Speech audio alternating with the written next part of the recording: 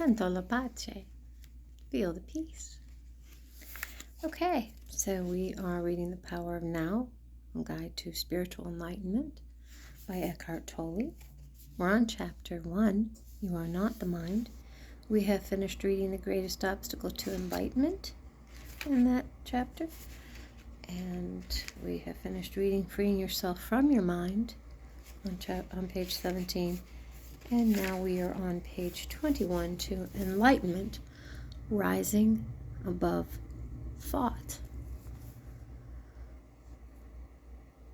Isn't thinking essential in order to survive in this world? Your mind is an instrument, a tool. It is there to be used for a specific task, and when the task is completed, you lay it down.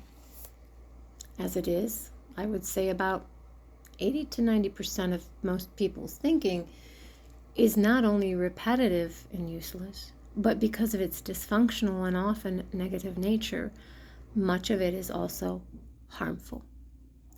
Observe your mind and you will find this to be true. It causes a serious leakage of vital energy. This kind of compulsive thinking is actually an addiction. What characterizes an addiction? Quite simply this: you no longer feel that you have the choice to stop.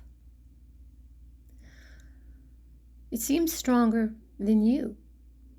It also gives you a false sense of pleasure that invariably turns into pain. Why would we be addicted to thinking? Because you are identified with it, which means that you derive your sense of self from the content and activity of your mind. Because you believe that you would cease to be if you stopped thinking. As you grow up, you form a mental image of who you are based on your personal and cultural conditioning. We may call this phantom self the ego.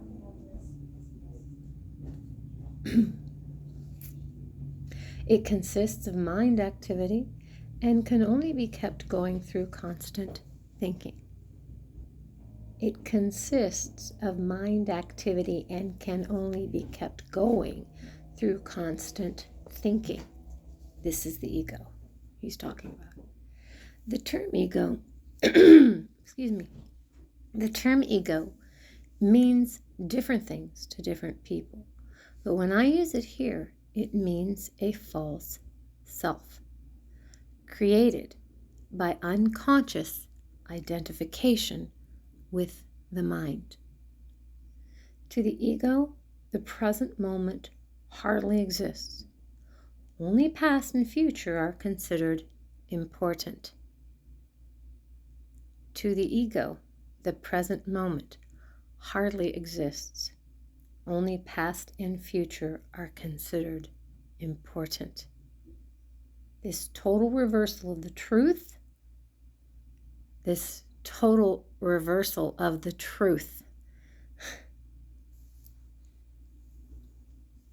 accounts for the fact that in the ego mode, the mind is so dysfunctional. It is always concerned with keeping the past alive, because without it, who are you? It constantly projects itself into the future to ensure its continued survival and to seek some kind of release or fulfillment there. It says, one day when this, that, or the other happens, I'm going to be okay, happy, at peace. Even when the ego seems to be concerned with the present, it is not the present that it sees. It misperceives it completely because it looks at it through the eyes of the past. Or it reduces the present to a means to an end that always lies in the mind-projected future. Observe your mind, and you'll see that this is how it works. The present moment holds the key to liberation. freedom, right? The present moment holds the key to liberation. But you cannot find the present moment as long as you are your mind. I don't want to lose my ability to analyze and discriminate. I wouldn't mind learning to think more clearly in a more focused way. But I don't want to lose my mind. The gift of thought is the most precious thing we have. Without it, we would just be another species of animal. The predominance of mind is no more than a stage in the evolution of consciousness. We need to go on to the next stage now as a matter of urgency. Otherwise, we will be destroyed by the mind, which has grown into a monster. I will talk about this in more detail later. Thinking and consciousness are not synonymous. Thinking is only a small aspect of consciousness. Thought cannot exist without consciousness, but consciousness does not need thought. Enlightenment means rising above thought, not falling back to a level below thought, the level of an animal or a plant. In the enlightened state, you still use your thinking mind when needed, but in a much more focused and effective way than before. You use it mostly for practical purposes, but you are free of the involuntary internal dialogue, and there is inner stillness when you do use your mind, and particularly a creative solution is needed. You oscillate every few minutes or so between thought and stillness, between mind and no mind. No mind is consciousness without thought. Only in that way is it possible to think creatively, because only in that way does thought have any real power. Thought alone, when it is no longer connected with the much vaster realm of consciousness, quickly becomes barren, insane, destructive. The mind is essentially a survival machine, attack and defense against other minds, gathering, storing, and analyzing information. This is what it is good at, but it is not at all creative. All true artists, whether they know it or not, create from a place of no mind, from inner stillness. The mind then gives form to the creative impulse or insight. Even the great scientists have reported that their creative breakthroughs came at a time of mental quietude.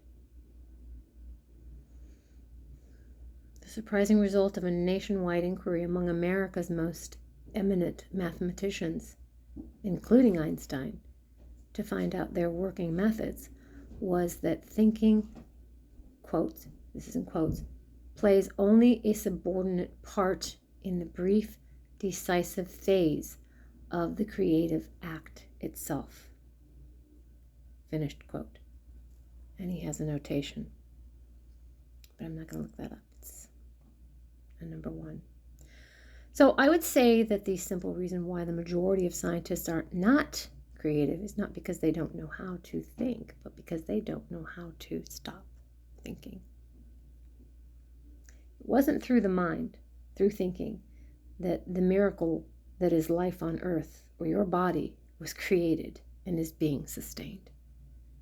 There's clearly an intelligence at work that is far greater than the mind. Forgive me, because that makes me want to pause and take note and awe. And that's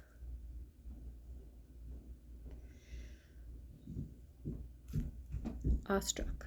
I become awestruck at the thought. At the presence of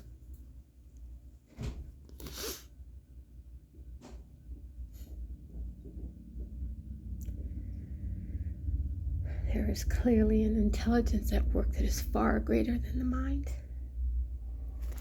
The Taoists say that you cannot describe the Tao, that to try to describe the Tao is to not know the Tao.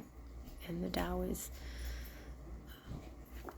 words are just not really sufficient here, but God, but not, if you, the Tao.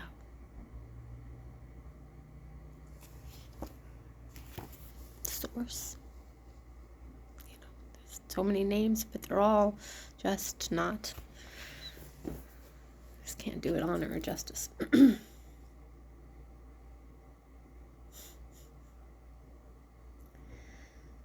There is clearly an intelligence at work that is far greater than the mind. How can a single human cell, measuring 1/1000th of an inch in diameter, contain instructions within its DNA that would fill thousands of books of 600 pages each?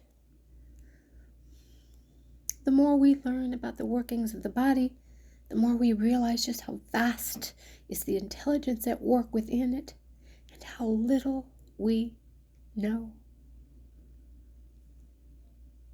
When the mind reconnects with that, it becomes a most wonderful tool. It then serves something greater than itself. And then I'll read the last section to this chapter.